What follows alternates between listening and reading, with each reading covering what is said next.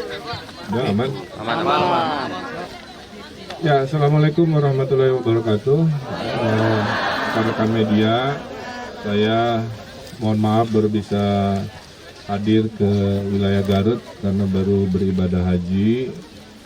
Kejadian saat saya masih di sana, saya sudah titip ke Pak Wagub mendahului dan kebetulan kesempatannya ada, saya ke sini. Ini adalah satu titik dari 43 titik yang jembatannya hancur, ya. Jadi pemerintah Jawa Barat akan membantu khusus di titik ini. Dalam 4 hari akan selesai jembatan sementara, ya.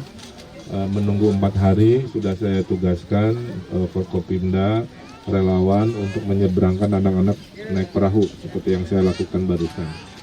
Kemudian setelah 4 hari, sekitar 3-4 bulan, jembatan permanennya akan diselesaikan dengan dinaikkan ketinggian, karena hasil kajiannya ternyata ada kenaikan level banjir sehingga ditinggikan minimal 2 meter.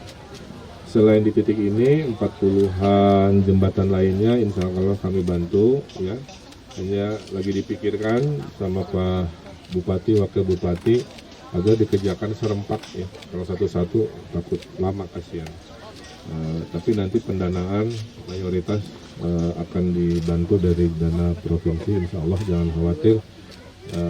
Kemudian titip tetap waspada. Ini adalah contoh pemanasan global yang berdampak pada cuaca yang tidak menentu, ya.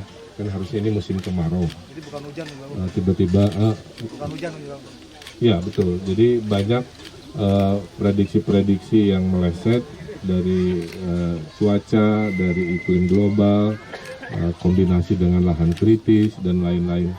Saya laporkan juga Jawa Barat dalam 3 tahun sudah menanam lebih 56 juta pohon sebagai komitmen untuk mengatasi hal-hal seperti ini. Jadi akan terus kita lakukan. Jadi kalau ditanya apa yang sudah dilakukan selama 3 tahun, 56 juta pohon sudah kita tanam.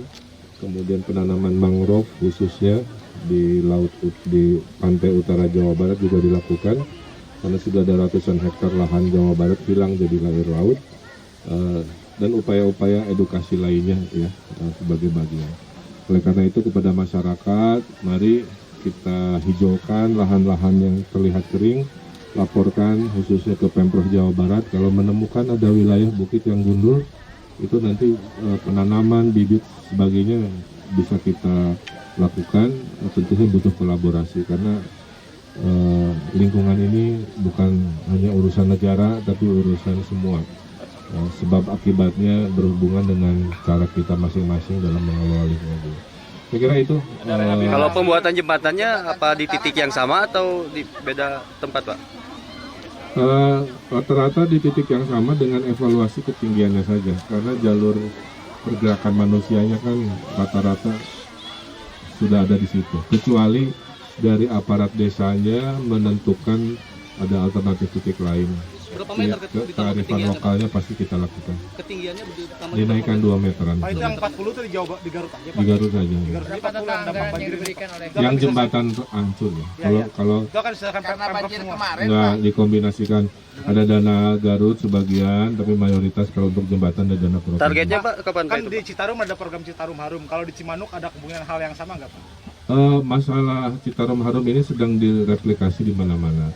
Yang sudah bikin satgasnya itu Cilamaya dan Cilengsi dengan model pentahelix, ya, artinya tentara polisi turun.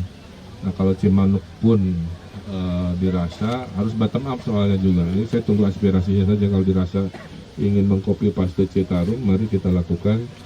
Tidak usah saling menyalahkan, ya, karena urusan iklim banjir ini multidimensi, mari kita sama-sama lakukan. Tapi aspirasi pasti diperhatikan. Serta anggaran yang diberikan dari provinsi untuk Garut Di rehab rekon nanti, Pak, untuk kan belum dihitung.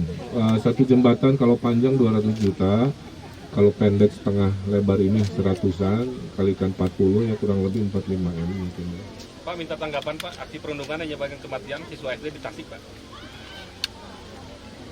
Saya belum dapat beritanya, saya tidak terbiasa menjawab yang saya tidak tahu, jadi saya cek dulu, ya, Pak. Kita fokus urusan bencana dulu. Makasih, Pak.